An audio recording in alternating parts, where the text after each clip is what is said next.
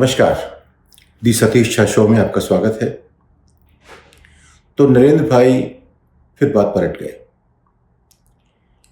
हम देख रहे हैं, आप सभी देख रहे हैं कि शुरू से ही वो कुछ कहते हैं आज और फिर कल या तो भूल जाते हैं या मुश्किल होती है तो बात पलट देते हैं। उनके गृह मंत्री ने बात बहुत साफ कर दी, वो सब चुनावी जुमला था। यानी कि सारी बातें चुनावी जुमला होती हैं, क्योंकि उनका जो मुख्य उद्देश्य है वो चुनाव जीतना है। तो जो कुछ भी कहा जाता है वो चुनाव को मद्देनजर रख के कहते हैं। उन्होंने क्या कहा था, इस बात को बहुत लोग गिना चुके हैं आपसे। हर भारतीय की जेब में 15 लाख रुपए रखने से लेकर के अब तक कितनी बातें हैं जो आपको शायद याद भी नहीं होंगी जो उन्होंने कही। और यही इस बात के पीछे है राज कि हम जानते हैं कि लोग भूल जाते हैं, इसलिए कुछ भी कह दो कोई फर्क नहीं पड़ता।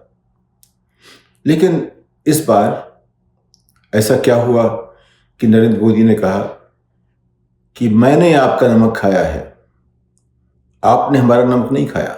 बहनों को कहता हूं कि मां, नमक आपने नहीं खाया है, नमक तो आपका मैंने खाया है।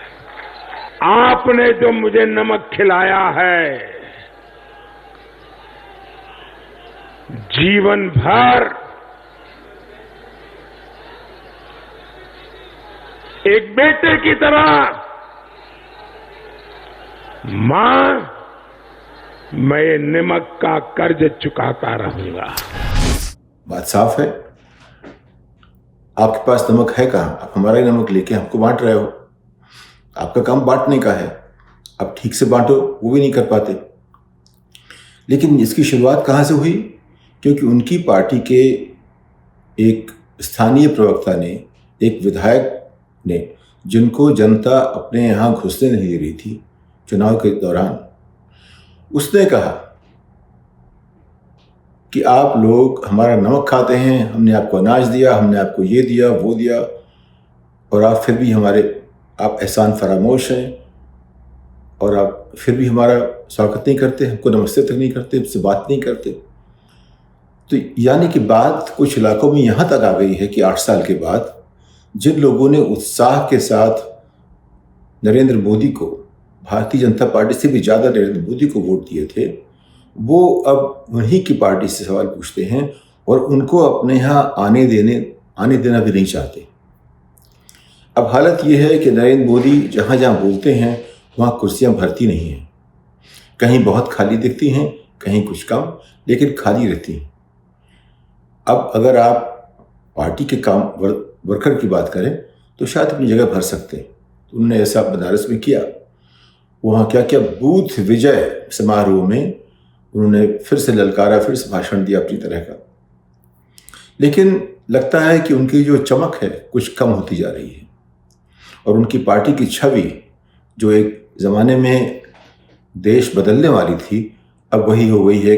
इसमें सिर्फ ये अमीरों के दलाल हैं, कुछ ही दो चार उद्योगपतियों के दलाल हैं, उनके लिए काम करते हैं और धर्म के नाम पे बांटते हैं, जाति के नाम पे बांटते हैं और देश के विकास के बजाय देश का विनाश कर रहे हैं।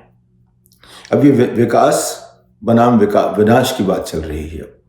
इसमें कहीं विकास नहीं हुआ है। विकास वही है जो औरों ने किया और उसका उन्होंने श्रेय ले लिया। अब वो सड़क की योजना बनाई मायावती ने या अखिलेश ने, श्रेय लेगा योगी, और योगी नहीं मोदी या भारतीय जनता पार्टी। तो श्रेय लेने में वो कोशिश कर रहे हैं हमेशा आगे रहें। और उनकी जो फौज है, तमाम कार्यकर्ताओं की, जो आरएसएस की और भाजपा की, जो बहुत लंबी चौड़ी फौज है बना रखी उन्होंने, वो अपनी बात कहते रहते हैं।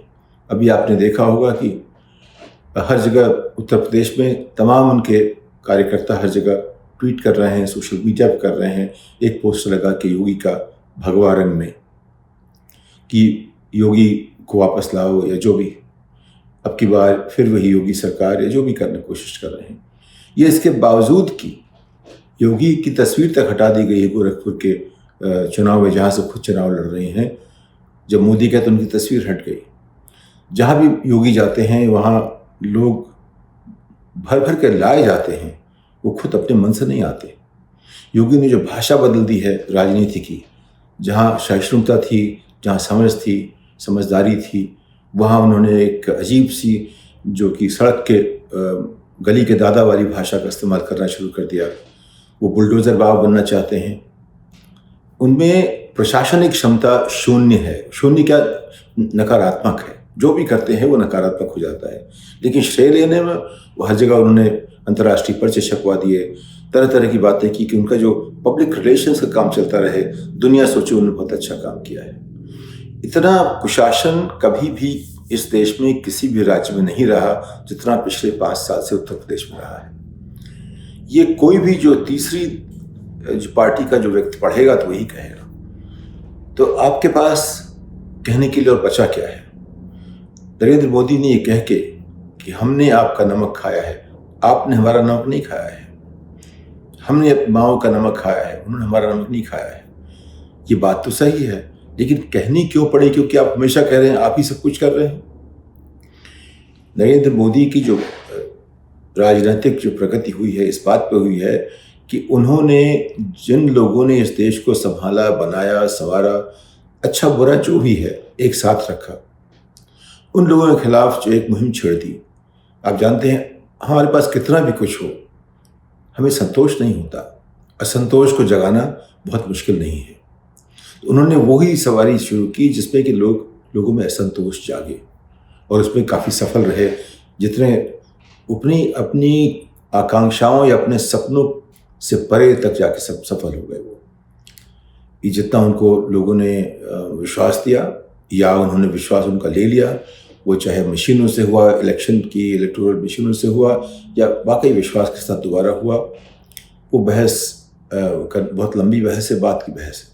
लेकिन उन्होंने कुछ ऐसा किया कि प्रशासन में आने के लिए जो भी मैकियावेलियन या चाणक्य नीति की बात, वहाँ तो बहुत ही माहिर हो गए, लेकिन शासन कैसे चलाते हैं वहाँ पूरी तरह फेल हो गए। नारे अच्छे दिए, जुमले बहुत अच्छे आए, लेकिन जब काम करने की बात आई तो वो हमेशा कुछ ना कुछ छोटे पड़ गए। तो इसीलिए उनको कहना पड़ रहा है कि उन्होंने नमक खाया है, क्योंकि उनके लोग सबसे कहना चाहते हैं कि देश ने उनकी पार्टी का उनका नमक खाया है। और हर जगह बात होती है, भाजपा की बात नहीं होती, सिर्फ नरेंद्र मोदी को पार्टी से बड़ा बना देना अपने आप में लोकतंत्र की हत्या करने का उसकी एक साजिश सी है।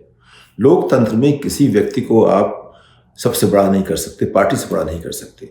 हमेशा नेता आते हैं, नेता जाते हैं, नेताओं का काम है वो अपना काम करना, लेकिन उनको पार्टी से बहुत बड़ा बना देना, ये अपने आप में एक बहुत बड़ी एक भूल है, गलती है, या एक ऐसी प्रथा उन्होंने शुरू कर दी है। अगर और लोग भी ऐसा करेंगे तो लोकतंत्र जो है अपने आप थोड़ा सा कमज़ोर हो जाएगा।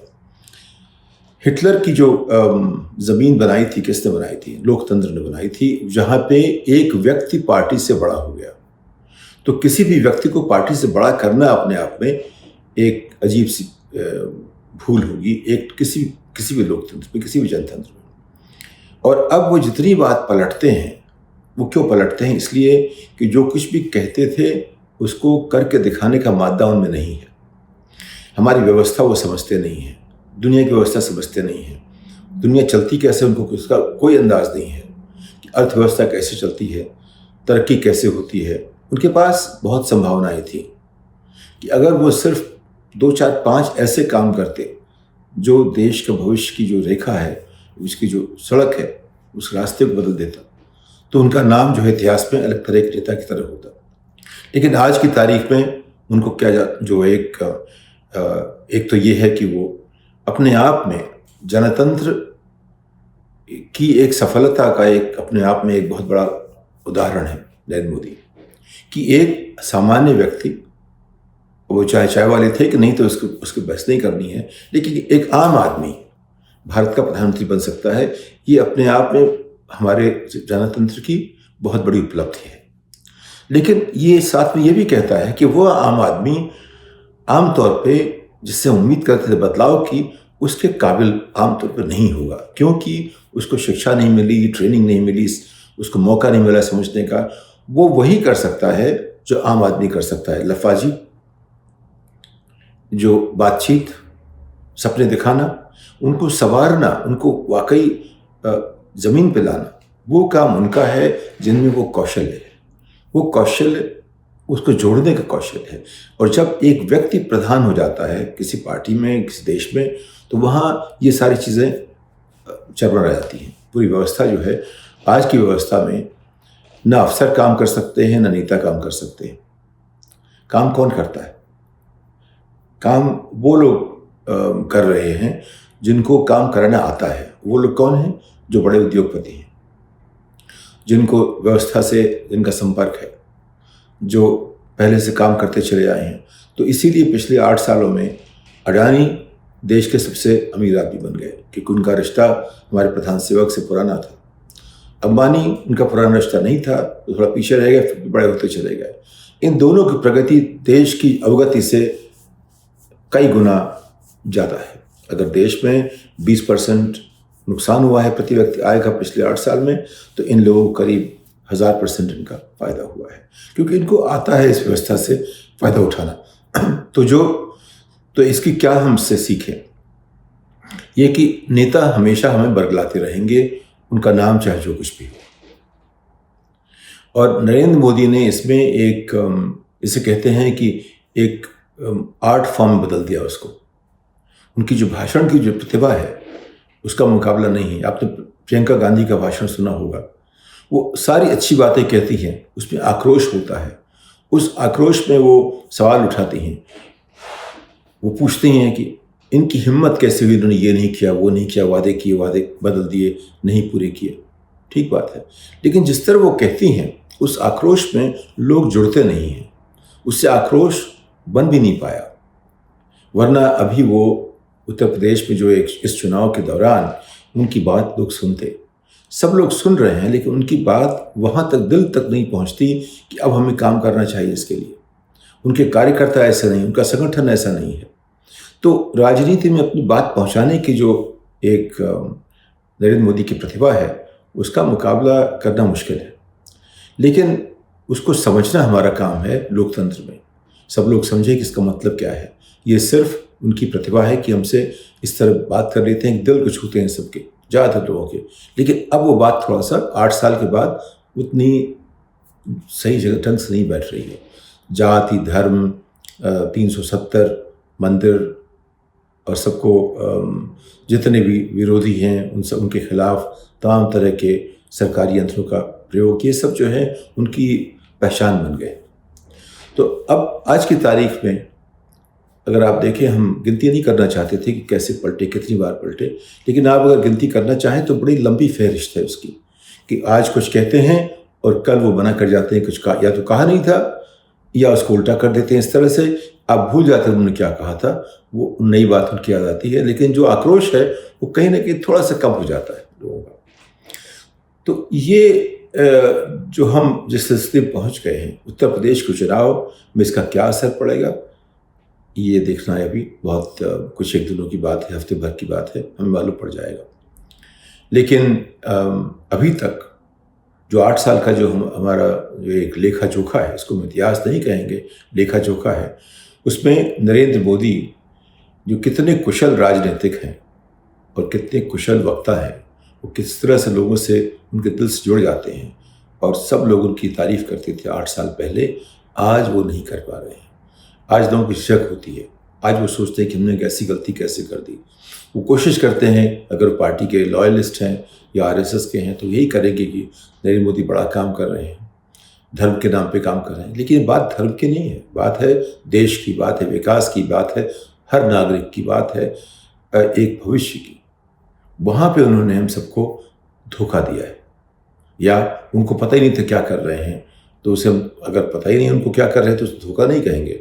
फिर तो यह है कि हम अपने आप ही भूल कर बैठे। तो या तो उन्होंने हमारी आंखों में धूल झोंकी है, या हम अपनी आंखें बंद करके बैठ गए। बात जो भी हो, उन्होंने ये कहा है कि उन्होंने हमारा नमक खाया है, तो उनसे जवाब मांगते हैं। भाई आपने हमारा नमक खाया है, आप जो हम कहते हैं, जो आपने वादे किए थे, उनको पूरा कीजिए। आपके पास ज़्यादा वक्त नहीं है, आप, वरना 2024 में हम किसी और को ढूंढेंगे। इस बात के साथ अगली पायदान तक नमस्कार।